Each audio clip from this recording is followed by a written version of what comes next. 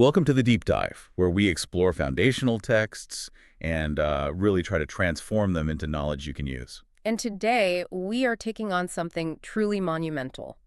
We're immersing ourselves in the Srimad Bhagavad Gita. Specifically, that incredible dialogue between Krishna, the guide, and Arjuna, the warrior. Right.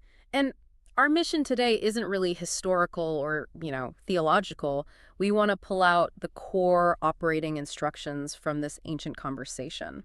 Okay, so what are we focusing on? We're looking at three pillars that are relevant to, well, to everyone. The nature of duty, the need for knowledge, and how to handle the internal chaos of just being alive. And the setting for all this. I mean, you couldn't write something more dramatic. No, you really couldn't. We are on the battlefield of Kurukshetra. It's vast, it's about to be incredibly violent, and everything is on the line. The great conches have already been blown. Panchajanya Devadatta, which means the battle is literally seconds away. There's no going back. And right there, in that exact moment of no return, Arjuna, who is supposed to be the greatest warrior on the field, has a complete moral and psychological breakdown. He just falls apart. It's the ultimate moment of human paralysis. He looks out and he doesn't see an army. He sees his grandfather, his teachers, his cousins, his friends. He's not seeing targets. He's seeing family. Exactly. And the source describes his physical state so vividly. His body is trembling, his mouth is dry, his hair is standing on end. And his bow, the legendary Gandiva, just slips out of his hand. He's completely overcome. And he makes this argument that, I mean, on the surface, it sounds completely rational. He basically says no victory, no kingdom, no pleasure is worth the sin of killing his own relatives. And he takes it even further. It's not just a personal tragedy for him. He sees it as the trigger for a total societal collapse. Right, he talks about destroying the Kula Dharma, the ancient family traditions. Which he believes will lead to unrighteousness, chaos, and even an eternal hell for their ancestors because the proper rituals won't be performed anymore. It's so intense. It's that feeling we all get when a decision feels just too big. The cost seems too high. So how does Krishna respond to this total collapse? It's not a pep talk. Not at all. He goes straight to the foundation of reality. This is where it gets really, really interesting. He doesn't talk about the battle. He talks about the self. He shifts the entire conversation from ethics to, well, to metaphysics. He introduces the idea of the eternal soul, the Atman. Exactly. And by doing that, he immediately reframes Arjuna's grief. It's not a moral problem. It's a knowledge problem.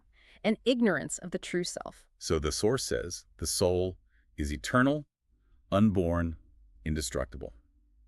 It's the real thing behind all the temporary appearances. And that leads to this absolutely core declaration that changes everything. Krishna says, the soul neither kills nor is killed. That's a huge statement to make on a battlefield. It's everything. He's saying that if you think you're the killer or if you're mourning the body as if it's the whole person, you're both mistaken. You're confusing the container with what's inside. It's the ultimate tool for detachment, isn't it? Right. So how does the text help us, picture this separation? It uses a really famous analogy, the analogy of clothing. Oh? Krishna says that just as a person takes off worn-out clothes and puts on new ones, the soul casts off a worn-out body and enters a new one. So death isn't this huge dramatic end. It's more like changing your outfit. That's the idea. The person inside, the soul, remains completely unchanged.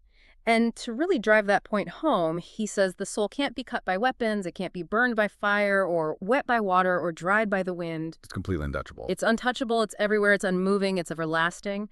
So for you, the learner, the takeaway is massive. Your true essence is immune to external events, to failure, even to physical death. And if you anchor yourself in that, the fear that paralyzed Arjuna just kind of evaporates. It has to. But that raises a big question for me.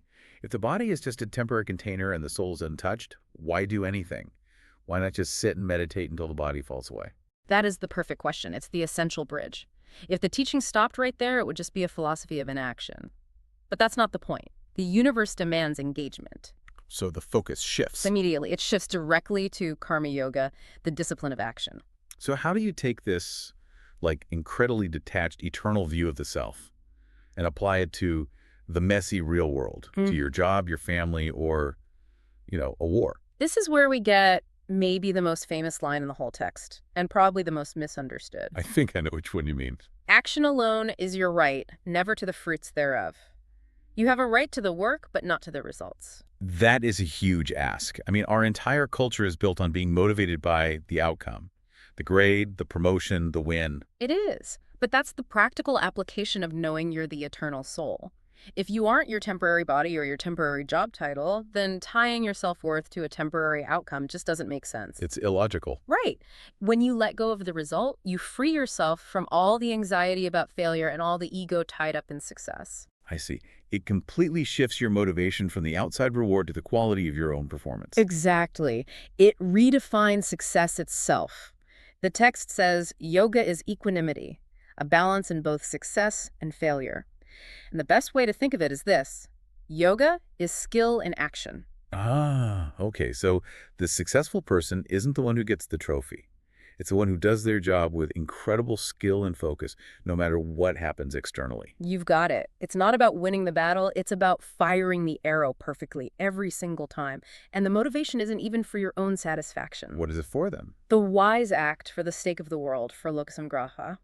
To set a good example, if you're a leader, your calm, detached excellence becomes the standard for everyone else to follow. That sounds great in theory, but the practice of it is so hard because of all the internal noise. Our own minds get in the way. Which is exactly what Arjuna asks next. He says, what makes a person mess up? What makes us act against our own better judgment? It's the classic question of self-sabotage. We've all been there. And the text gives a very clear answer. The enemy isn't out there. It's in here. It's the twin force of desire, kama, and anger, krodha. And these aren't just like bad moods. No, they're described as powerful forces born from the quality of passion. They are the enemy that clouds your wisdom, like smoke hiding a fire. So if those are the enemies, what's our weapon? What's the strategy to fight them? The text gives us a kind of psychological map, a hierarchy of control. You work from the bottom up. Okay. The senses are superior to the body. The mind is superior to the senses.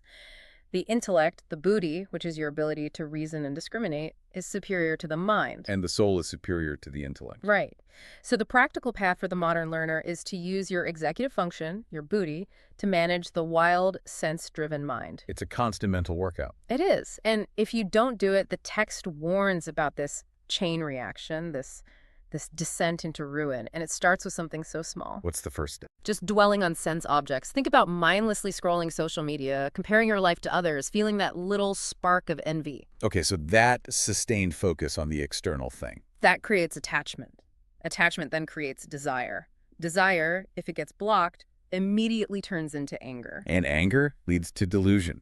You can't think straight. Exactly. You lose your memory, your ability to discriminate, your buddhi gets destroyed, and once that's gone, it's utter ruin. It's a perfect roadmap of how obsession destroys critical thinking. And this whole internal battle is playing out against a backdrop of these three cosmic qualities, the gunas. Yes, the gunas. Goodness or sattva, passion, rajas, and ignorance tams. They are sort of the building blocks of nature, and we're always cycling through them. So sattva is clarity, rajas is that ambitious energy, and tamas is lethargy or confusion. Right, and the goal of liberation isn't just to live in a state of sattva, of pure goodness all the time. It's not. That sounds like it would be the goal. Well, even sattva is a quality of nature, so it's still temporary. The real goal is to rise above all three, to become an observer of your own internal states. To be able to say, that's just rajas making me impatient right now, without identifying with it. That's it, exactly. You become indifferent to the qualities as they act through you, but you realize they are not you. Okay, so we've moved from the internal psychology. Mm-hmm. Let's talk about the metaphysical scale. Yeah. What stands out to you here when the conversation shifts to the nature of the divine?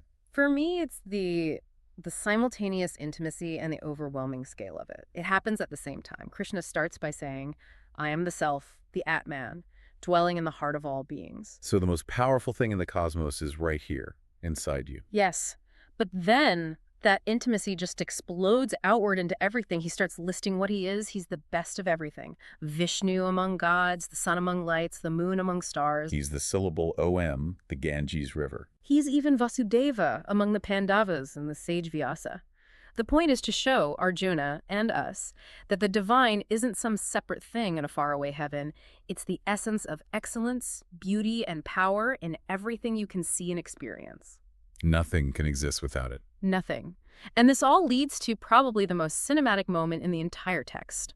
Arjuna asks to see this supreme divine The form. Vishwarupa, the universal form. And what he gets is, well, it's terrifying. It's a vision of a being with countless faces, countless eyes, shining like 1,000 suns, all exploding at once. And its mouths are just swallowing all the worlds, all the warriors. It's total sensory overload. And Arjuna's reaction is not just awe, it's pure fear.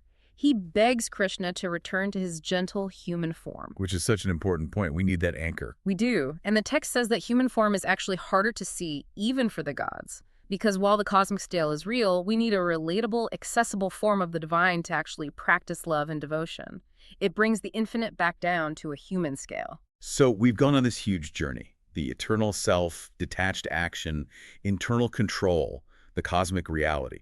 So what's the final takeaway? What's the most effective path for someone trying to put all this together? The text is pretty clear. It says the yogi, the one who is balanced, is superior to the ascetic, the ritualist, and the pure intellectual. But the highest path of all, the most secret teaching, is bhakti yoga, the path of devotion. Why devotion? Why is that considered even higher than, say, the disciplined action of karma yoga? Because it elegantly solves the entire problem of attachment. The goal of karma yoga is to give up the fruits of your actions. Devotion gives you a place to put them. Ah, a single recipient for everything. Exactly. The instruction is simple. Dedicate your mind to me, be devoted to me, sacrifice to me, bow down to me. And there's an amazing promise that comes with that path. A powerful one. For those who focus on the divine with total devotion, Krishna promises, I carry their security and their welfare. Yoga, shamam, vahamyaham.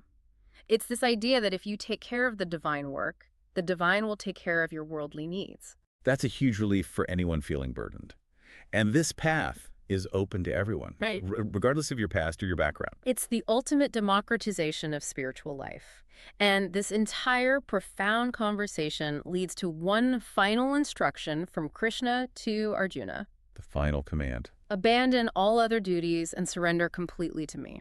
And Arjuna, after everything he's seen and heard, is ready. He says, my delusion is gone. I stand firm. My doubts are dispelled.